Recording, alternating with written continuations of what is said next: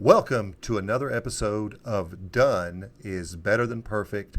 I'm your host, John Grubbs. Welcome to the show.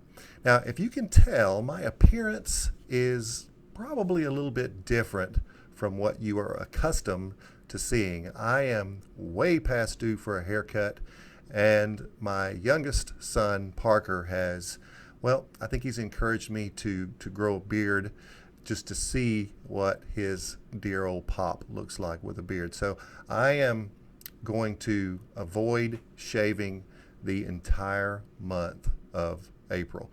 And good or bad, it is, it's going to be something that I just check it out and see what it's like. So we've got a great show for you today, and our topic, I think you will find, it's kind of revealing when it comes to being a leader. And being a leader during normal times is one thing, but being a leader during a pandemic is something different. So today's topic is the 4 phases of leadership in a pandemic.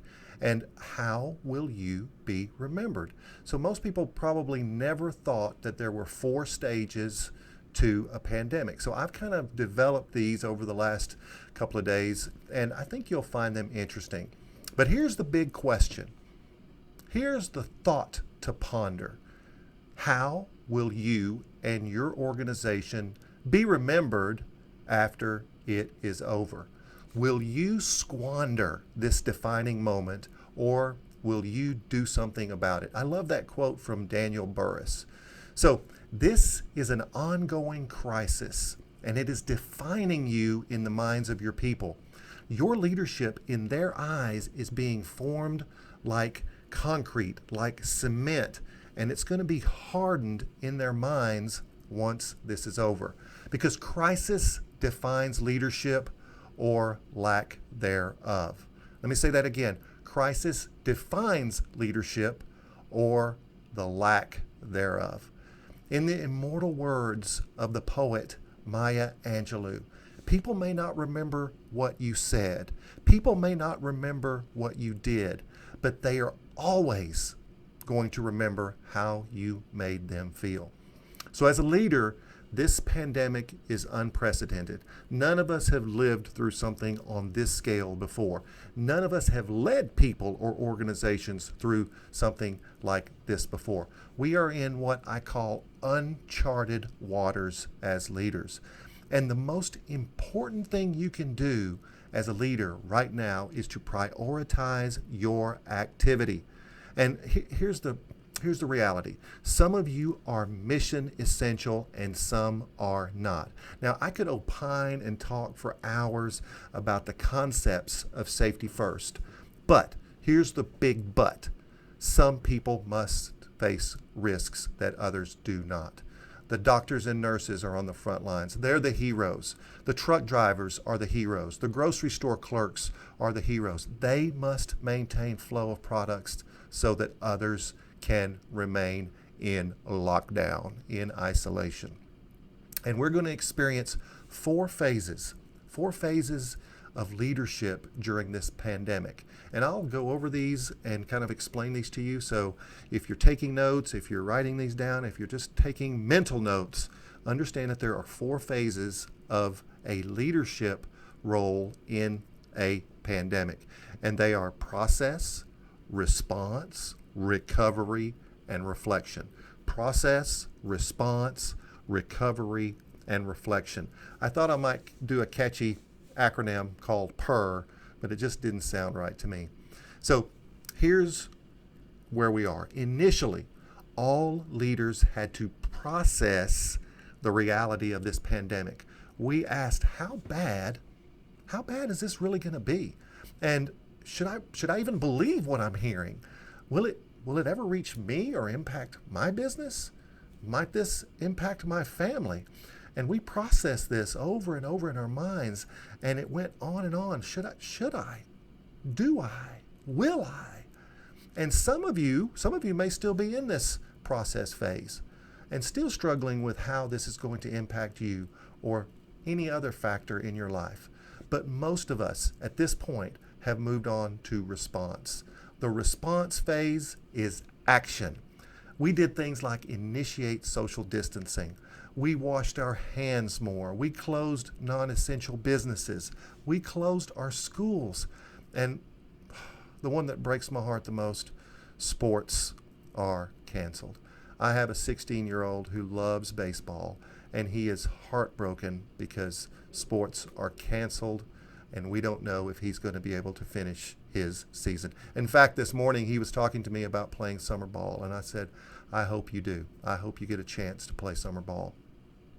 And even more crazy, yes, I'm talking to you, some of you started hoarding toilet paper. And folks, I could go on and on about this. I even have a podcast on my podcast show, Crazy Enough to Win, that is all about why you crazy people are hoarding toilet paper. I talk about the economy. I talk about the psychology of hoarding. And guess what? There's even a website to help you calculate how long your toilet paper stash is going to last. Crazy times. So in this response phase, we've accepted the fact that our life is going to change. Our country is responding, and we are literally at war with this invisible enemy.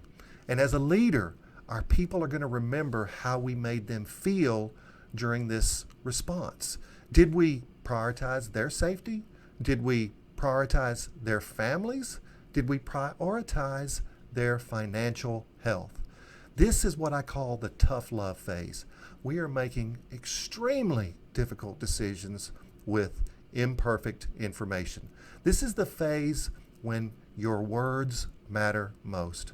Listen, words define your culture, and choosing the right words now makes all the difference for the people we lead. Our words become the bedrock for the ideas, be it positive or negative, that resonate in their minds. So our next phase that we're going to go through is recovery. We will get back to normal, but I think it's going to be different. Some businesses are going to be reopened, and unfortunately, sadly, some businesses will not survive. This virus will take some people and businesses as well.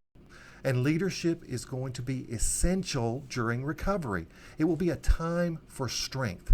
It will be a time for optimism. It will be a time for your vulnerability and understanding.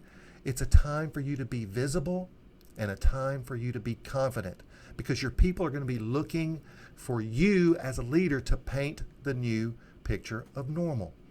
This final phase of reflection, unfortunately, will be the one that, well, we've gone through recovery. Now we're going to get to reflection.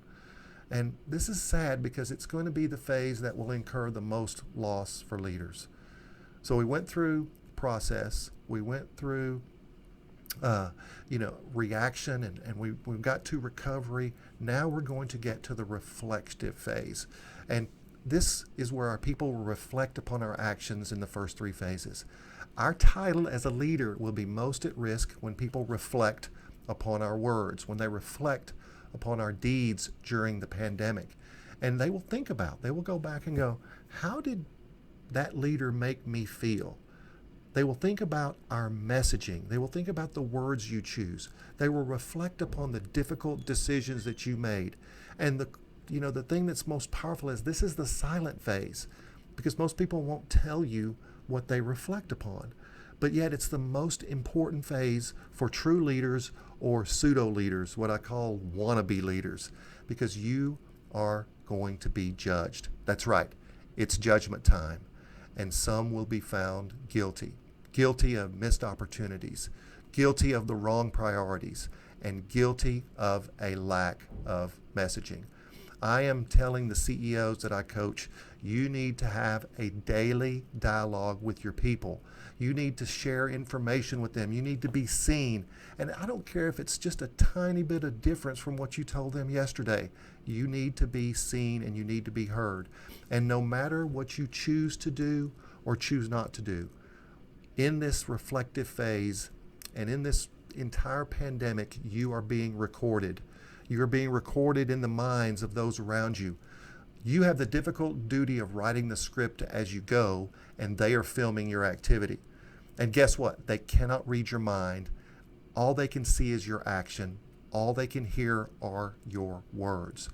And look, good intentions and a kind heart are wonderful things, but your people cannot see those. The only thing they can see are your deeds. The only thing they can hear are your words. How are you going to be remembered? Now, if you enjoyed the show, subscribe to this channel, slam the bell. And I want you to share this on all your social media platforms, because I think there are leaders that need to hear this. There are leaders that should hear this. There are leaders that are not going to get a do-over. You don't get a pandemic every 2 weeks so that you can recover from your failure. This is going to be the time that solidifies you as a leader in the minds of your people. So share this everywhere. And always remember that done is better than perfect. I'll see you next time.